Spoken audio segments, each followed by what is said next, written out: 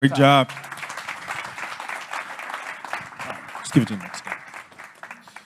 All right, while we give our judge voted, again, the question was, what makes a pitch pop? Is it numbers? Is it passion? Is it the ask? Or is it something else?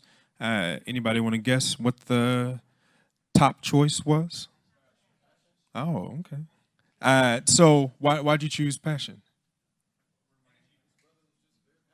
He is very passionate. If there's one thing to be passionate about, it's about helping people during natural disasters. So definitely something to be passionate about. Why else do folks think passion? Yeah, that's very true. That's very true. Who chose numbers? Anybody choose numbers? Thank you. Why do you think numbers? Well, there you go. There you go. Anybody else? Numbers? Why'd you think numbers, brother?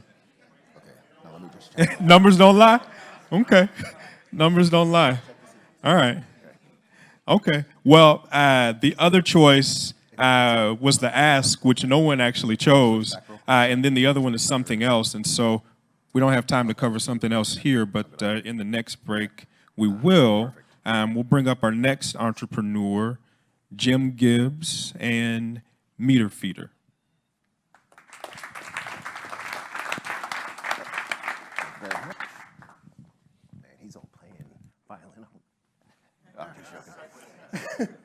Greetings, everyone. My name is Jim Gibbs. I'm the CEO and co-founder of Meterfeeder. There we go. Cities are losing billions of dollars trying to price the curb for the shared vehicle economy, like Scoot, Zipcar, Car2Go, folks like that. Meterfeeder has made a way for traditional and autonomous vehicles to pay for parking without human interaction so that cities could start making money again and I could stop getting parking tickets. How does that work? Great question. So we like to refer to that sort of as our future products versus our current products. Our current products are the things that you see in cities already. Like if you park right outside, you have the pay by phone. We have an app too.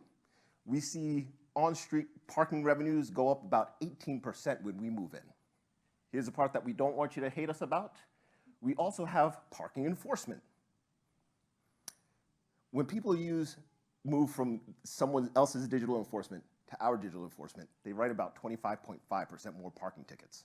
Again, don't hold that against me. Since we do parking payment and we do parking tickets, it only makes sense that we do parking ticket payments. Makes sense. And we love all of that because every single dollar that goes through our platform, we keep 7% of that. And can somebody fix the slides, please? Nevertheless, that's not why you're here. You guys care about the future. Introducing Pay by Vehicle.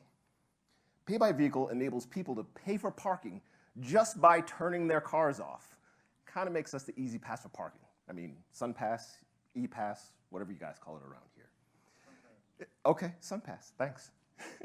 Right now we're working with fleets because if you think that you hate parking tickets, imagine if you had 30,000 vehicles like UPS, or 50,000 vehicles like Verizon, or 70,000 vehicles like Waymo, which that'd be really ridiculous for your autonomous vehicle to be driving down the street with a parking ticket underneath the windshield because there was nobody in the car to put a quarter of the meter.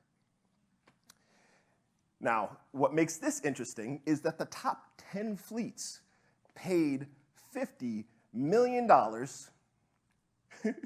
million. Move it up. You can do it. Thank you. Paid $50 million last year in New York City alone, right? So with fleets, I know we said that this was future technology, but fleets that we've already deployed, we like this a little bit better because we keep actually 30% of everything that goes through our platform. And if you want to know how to do that, come talk to me later because that's a little bit of our secret sauce. Traction. So 2018 was a great year, right? We were able to start processing data from over 2 million vehicles. And, we got into about 25 locations. 2019, a little bit better. Well, 2018, we were in places like Manalapan, New Jersey, and Greensburg, Pennsylvania, and Canton, Ohio. People have probably heard of Canton, right? So that was probably the only one up there. But 2019, a little bit better, because now, between LOIs and contracts, we're now in 250 locations. And we have names like New Jersey Transit, Toronto, and Pittsburgh, Pennsylvania, who, by the way, did about $20 million in transactional volume last year. On top of that, we're in about 7 million vehicles now. We should be in about 9 million before the end of the year, which is actually the next step in us cornering a $190 billion parking payment and parking ticket payment market before it actually becomes one. Thank you.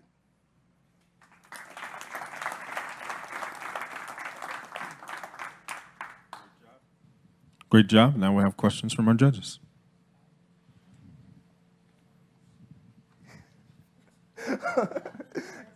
We know what the problem is. We all hate parking tickets. And I could get passionate about it.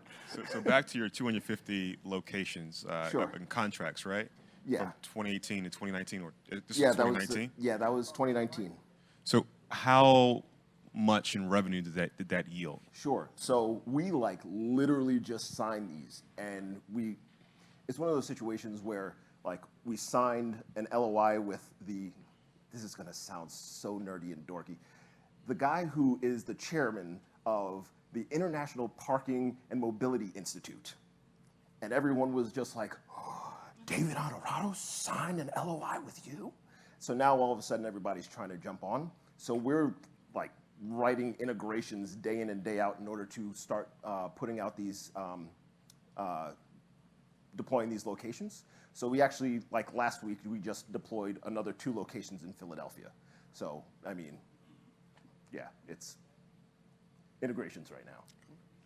Actually, it was leads to my question. When you see that kind of hockey stick growth, which is always a good thing, usually the sales high fives are quickly followed by oh shits, right? So you see these gray yeah, hairs? yeah, exactly. Oh my God, right?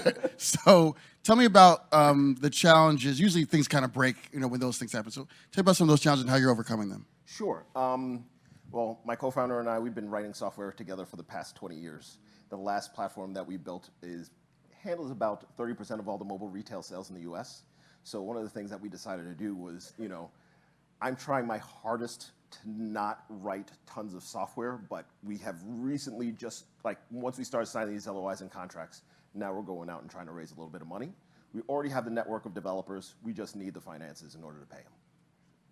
You did a great job of dodging his question, but do you have any revenue? Oh, yeah. Do you have revenue? Oh, and yeah, if so, absolutely. what is it? Oh. Yeah, so before, that's funny. So this year, when we had the 30, now we were up to about 35 locations actually live. We did about $135,000 in revenue year to date. And the next place that we're going live in is along New Jersey Transit, which is going to 4x our transactional volume. So we should be somewhere around the $400,000 level. And then we have 5 locations that we're actually deploying. The rest of New Jersey Transit is going to be watching that. So, once we do that, then going to grow more gray hair. All right, thank you. All right, thank you very much.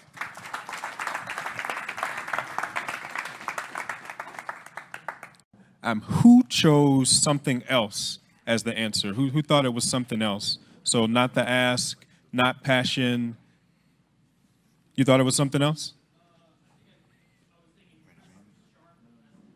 Okay, that makes sense. Yeah, the ability to communicate clearly and quickly. Yeah. Anybody else choose something else?